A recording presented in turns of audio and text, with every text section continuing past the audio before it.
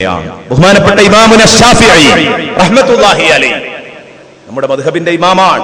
ബഹുമാനപ്പെട്ടവർ ഒരിക്കൽ പറഞ്ഞു, ഇദാ നതഖസ്സഫീഹു ഫലാ തുജിബ് ഫഖൈറും മിൻ ഇജാബതിഹി സുകുതു ഫഇൻ കല്ലംതഹു ഫറജ്ത അൻഹു വഇൻ ഖല്ലൈതഹു കമദൻ യമൂതു.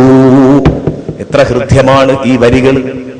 നോക്ക് നിങ്ങൾ, ബഹുമാനപ്പെട്ട ഇമാമുന ശാഫിഈ റളിയല്ലാഹു അൻഹുവിലൂടെ വലിയ ഒരു പണ്ഡിതനെ, വലിയ ഒരു ഖുർആൻ പണ്ഡിതൻ, ഹദീസ് പണ്ഡിതൻ, ഇതൊക്കെ നമ്മൾ കണ്ടതാണ്. ബഹുമാനപ്പെട്ടവരുടെ ഫിഖ്ഹ് മസ്അലകൾ, കർമ്മശാസ്ത്രത്തിന്റെ മസ്അലകൾ തലനാരിയുടെ കീറി മുറിച്ച് ചർച്ച ചെയ്യുമ്പോൾ ആ ആയത്തുകളിലും ഹദീസുകളിലും അവ തട്ടിച്ചുകൊണ്ട് ഇത്രയും സൂക്ഷ്മമായി വിവരണം നടത്തുമ്പോൾ അവർക്കുള്ള അഗാധ പാണ്ഡിത്യം കണ്ട് നാം പലപ്പോഴും അന്തിച്ചിട്ടുണ്ട്.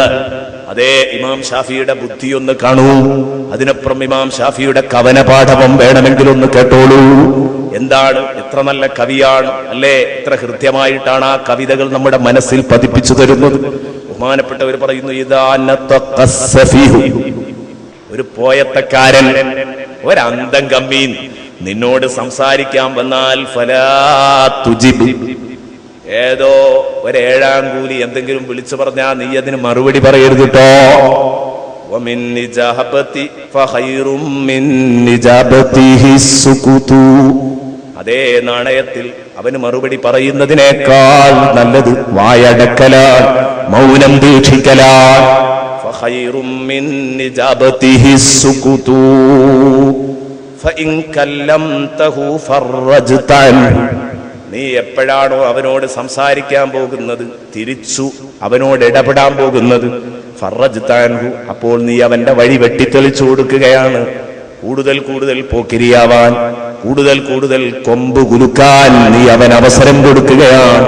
ഫറജ്ത അൻഹു വഇൻ ഖല്ലൈതഹു, അല്ല അവൻ എന്ത് പറഞ്ഞാലും നീ പ്രതികരിക്കാതെ നീ അവന്റെ പാട്ടിന് വിട്ടാൽ, വഇൻ ഖല്ലൈതഹു, നീ അവന്റെ പാട്ടിന് വിട്ടേക്കുകയാണെങ്കിൽ, കമദൻ യമൂതു, മനോദുഃഖം കൊണ്ട് മനസ്സ് പൊട്ടി മരിക്കേണ്ടി വരും അവൻ. എന്താ ഇയാൾ എത്ര പ്രകോപിപ്പിച്ചിട്ടും പ്രകോപിതനാവാത്തത്? കുടുങ്ങിയല്ലോ, വിഷമിച്ചല്ലോ, അവസാനം കൽബ് പൊട്ടി ചാവേണ്ടി വരും. കമദൻ യമൂതു, കാരണം നിന്നെ ഇളക്കാൻ ഒരു പോക്കിരിക്കും കഴിയില്ല, നിന്നെ